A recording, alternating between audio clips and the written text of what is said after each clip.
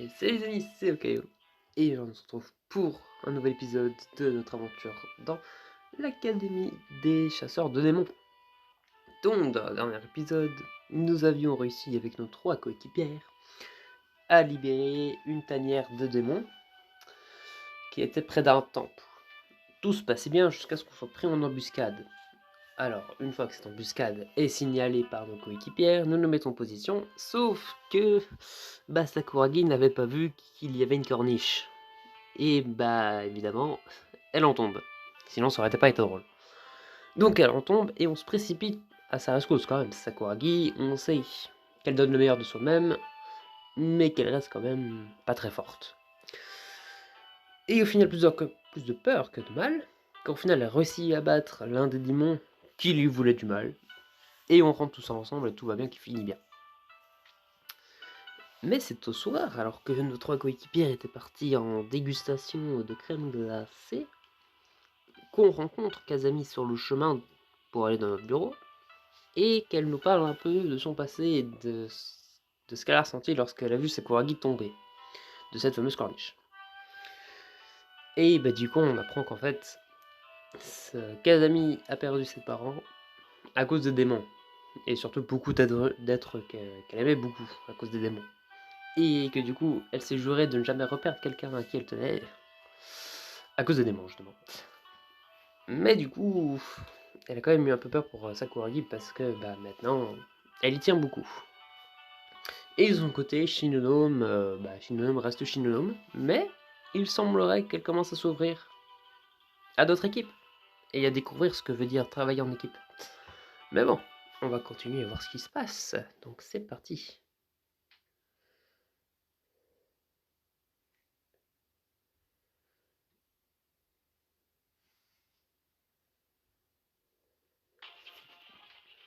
Putain, attends, on a l'impression que nous se voit tous les jours.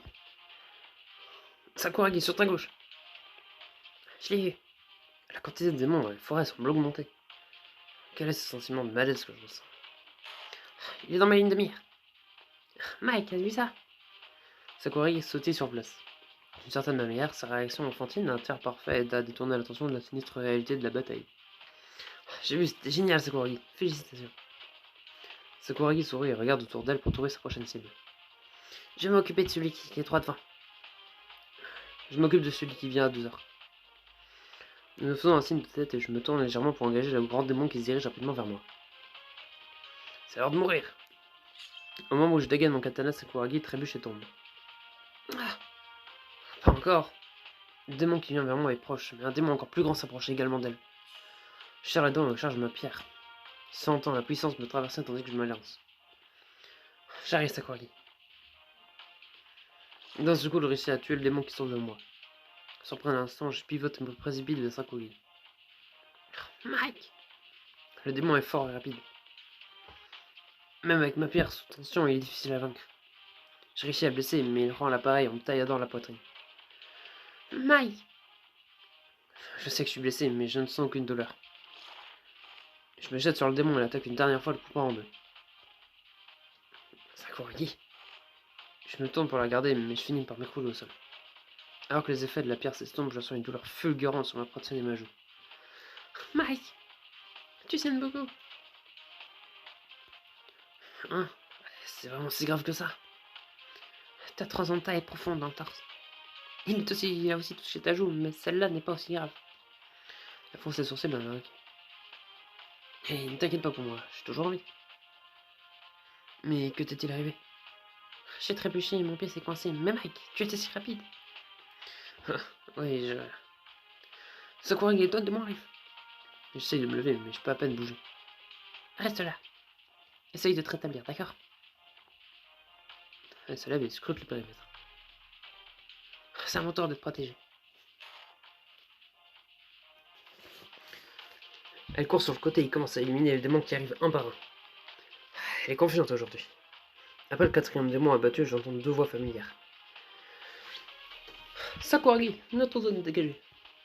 Ouais, Mike. On dirait qu'il fait une sieste. C'est pas le cas. Il en reste encore un. Bien joué, Sakuragi. Combien on a tout tué? Si, mais j'en ai eu 7 plutôt, donc 13. 13. Ma fille, tu vas toi seule faire disparaître ces choses. Eh bien, il est clair que tu as passé beaucoup de temps à t'entraîner. Merci. Mike, nous devons vraiment se faire soigner. Je vais bien. J'ai mis en me relevant pour me mettre debout, mais tout le monde semble aussi bancal une fois que je suis debout. Tu vois, tout va bien. Ça voit, il fronce les sourcils. Mike, tu m'as dit que je devais écouter mon corps, alors maintenant c'est à ton tour. Tu n'es pas en état de marcher tout seul, tu peux à peine tenir debout. Elle n'a pas tort, Mike. Shinonome sourit. Laisse-moi t'aider à retourner au campus. Soupire et réfléchir à son offre. Non, vraiment, ça ira. Sakurage soupire puis ouvre son sac. Bien, mais laisse-moi au moins te nettoyer d'abord. Je hoche sa tête et Sakurage me travaille. Tu es sûr que tu n'auras pas besoin de points de suture pour ça? Ces coupures ont l'air vraiment profondes. Non, les cicatrices sont un bel accessoire. Au moins, il y a enfin quelque chose d'intéressant à ton sujet. Hey, c'est terminé. Merci Sakuragi. Maintenant, allons-y. Mon estomac grogne plus fort que les démons. Heureusement, nous n'avons pas rencontré d'autres démons sur le chemin du retour à l'école. Cependant, le fait de rentrer à pied m'a épuisé le peu d'énergie qui me restait. Les gars, donnez-moi vos armes. Hein? Pourquoi? De toute évidence, tu ne peux pas les arranger. Alors laisse-moi m'en occuper. Le repas de ce soir aussi, laisse-moi le faire. C'est vraiment bien de la laisser faire.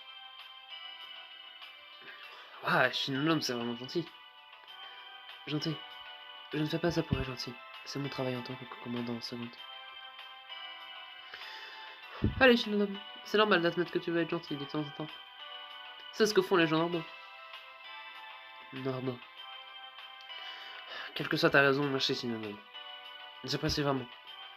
Nous remettons tous nos armes à Shinonome et Shinonome se tourne pour se diriger vers l'armurerie.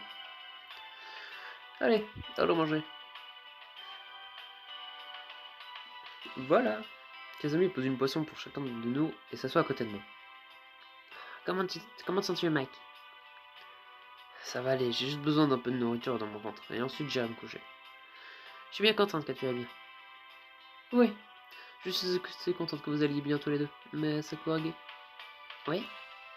Tu dois vraiment faire plus attention. Je t'ai vu tomber, j'étais vraiment inquiète. Peut-être que tu dois faire plus d'exercices d'athlétisme. D'athlétisme? Oui, toute cette course, ces sauts et droits t'ont agité. Comme ça, je n'aurais pas à m'inquiéter que tu trébuches partout. Je rime au fond avec mon soda et tous. Est-ce que tu vas bien? Je vais bien, mais... Kazami, tu parles comme une mère poule.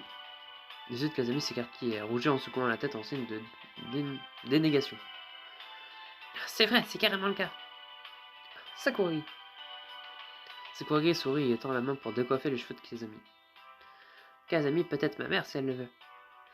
Kazami repousse la main de Sakuragi d'un coup sec. De toute façon, je dois y aller. Sitôt, tu viens de finir ton repas. Oui, mais j'ai des choses à faire. Je m'inquiète quand le commentaire de Kazami lui a fait penser qu'elle doit recommencer à s'entraîner. Ne laisse pas cela t'empêcher de dormir trop tard. T'as travaillé dur, alors tu devrais bien te reposer. Sakuragi sourit et acquiesce. Oui, je le ferai. Repose-toi aussi, d'accord?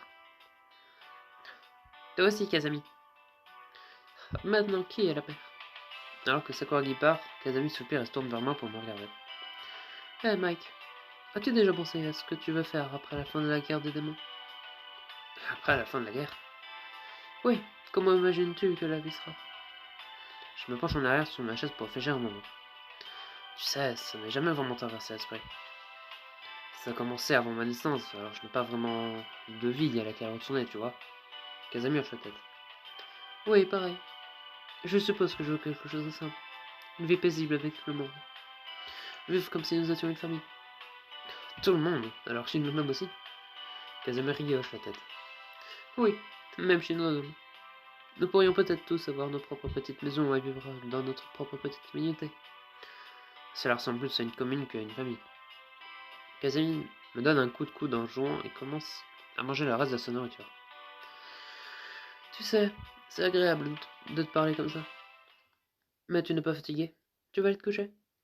Je suis assez fatigué, mais Kazami semble avoir envie de parler. Non, je suis encore en train de me détendre. Je peux parler pendant un moment. Kazami sourit et boit la dernière goutte de son soda. Alors, que penses-tu de mon plan? La commune. Kazami rit et me donne un nouveau coup de coude avant de hocher la tête. Oui, à la commune. Tu veux vivre avec nous? Ça a l'air plutôt sympa. C'est juste que je me frotte le menton en essayant de trouver la bonne chose à dire. Tu penses que ça serait bizarre de vivre avec un groupe de filles?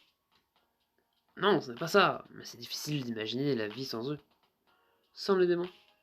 Oui, comme je te l'ai dit, cette guerre a commencé avant notre naissance. Combien de personnes vivent actuellement ont connu une vie sans les démons? Il faut avoir au moins 60 ans pour avoir ce genre de souvenir. Pas vrai. Pour le reste d'entre nous, la vie sans les démons est un peu comme un conte de fées. Nous nous sommes entraînés toute notre vie pour les combattre. La société moderne est construite autour de la guerre. Je n'avais jamais pensé de cette façon, mais tu as raison. Ouais, c'est triste, mais c'est notre réalité. Et après avoir gagné la guerre, quel genre de vie mènerons-nous? Nous devrons trouver de nouveaux chemins, de nouvelles priorités. Les humains sauront-ils seulement comment vivre en paix à nouveau? Un silence s'abat sur nous et je secoue la tête. Je suis désolé, je voulais pas gâcher ton projet.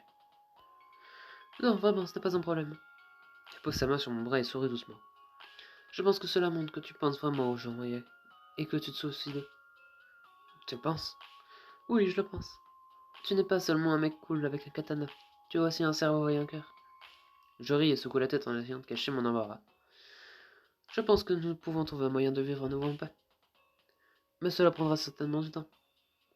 Chacun peut travailler sur ce à quoi ressemble sa propre paix. Ma propre paix. Hein. Kazami sourit et appuie son corps contre le mien, sa tête reposant sur mon épaule pendant qu'elle parle. Pour moi, je veux juste un endroit où tous ceux qui ont perdu leur famille peuvent venir et s'être soutenus. Je me moque que nous n'ayons pas le même sang, ou que nous ayons l'air complètement différents. Je veux former une grande famille avec tous ceux d'entre nous à qui on a enlevé le leur. C'est une idée merveilleuse, Kazami. Je ne savais pas que tu avais un si grand cœur. Kazami rit et lève la tête, pour me donner un rapide baiser sur la joue. Merci, mon cher monsieur. Elle rit à nouveau, mais le rire se transforme en un bâillement. Tu as sommeil?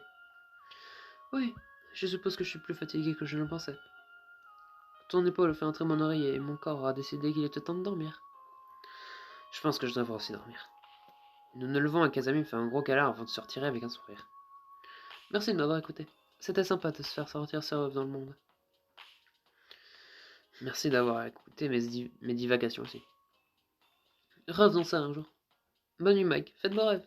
Bonne nuit. Alors, je retourne dans mon dortoir et je pense à l'idée de Kazami et je souris. Ce serait bien du comme ça. J'espère que nous pourrons bientôt le faire. Pendant que mes blessures cicatrisent, Shinadome se propose d'aider à l'entraînement. Je ressens un sentiment de fierté en la regardant guider Kazami et Sakuragi au cours des prochains jours. Même si je suis de nouveau en charge aujourd'hui, elle m'aide toujours avec Sakuragi. Peut-être que c'était ce dont elle avait besoin pour compléter le fossé entre elles. Sakuragi termine le parcours et se penche pour reprendre son souffle devant Shinadome. Ta vitesse s'est améliorée de façon tout à fait satisfaisante. Vraiment? C'est génial! En effet, tu peux être fier. Sakuragi sourit à Shinadome avant de me regarder. Alors avant notre prochaine session, sur quoi devrais-je travailler? Elle me le demande, mais j'aurais peut-être laissé Shinadome prendre l'initiative ici. Je viens de rentrer, donc Shinadome a probablement une meilleure idée de ta situation. Les yeux de Shinadome s'écarquillent légèrement, et elle me regarde avec un soupçon de sourire. Ah, tu as raison. Shinadome, qu'en penses-tu? Tu dois encore travailler ton agilité et ta force. Très bien. Alors que dois-je faire? Fais plus de zigzags, mélange-les. Pour la force, tu te souviens de ce que nous avons fait hier. Sakuragi hoche la tête avec enthousiasme. Oui, mon corps peut encore le sentir. Bien, fais ça 3 fois par semaine et voyons comment ça marche. Compris, je fais de mon mieux. Je suppose que je dois aller en cours. Merci beaucoup, Shinonome. Shinonome acquiesce en silence. Alors que Sakuragi s'enfuit vers le bâtiment de l'école, je regarde Shinonome en m'attendant à la voir sourire. Mais ses sourcils sont froncés. Hé, qu'est-ce qui ne va pas? Tu es devenu morose tout d'un coup. Ce n'est rien. Non, je t'ai vu faire cette tête toute la semaine. Il se passe quelque chose? Shinonome secoue la tête et prend une grande inspiration. Je te l'ai dit, c'est rien. Je suis juste inquiète pour son développement. Celui de Sakuragi? Oui, mais ce n'est rien, t'inquiète pas pour ça. Pourquoi ne me dit-elle rien?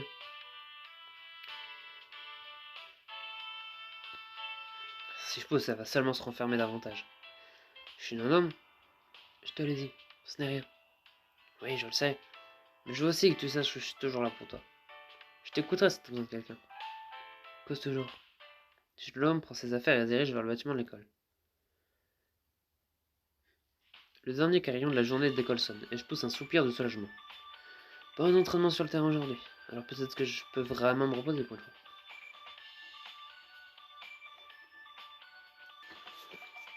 Une minute. Non, j'ai des rapports à faire. Autant commencer à les faire maintenant. Je commence à ouvrir mon sac lorsque je remarque que quelqu'un tient à côté de moi, à côté de mon bureau. T'as besoin de quelque chose? Non, je voulais juste discuter. De quoi? La fille chez l'homme, ton unité est super lunatique ces derniers temps.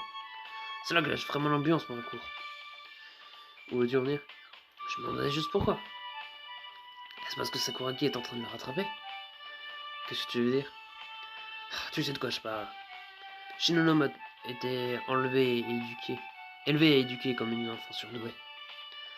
Tu sais comment ça leur pèse, hein? Je pense que ses sourcils sont dans la colère montant. Bon.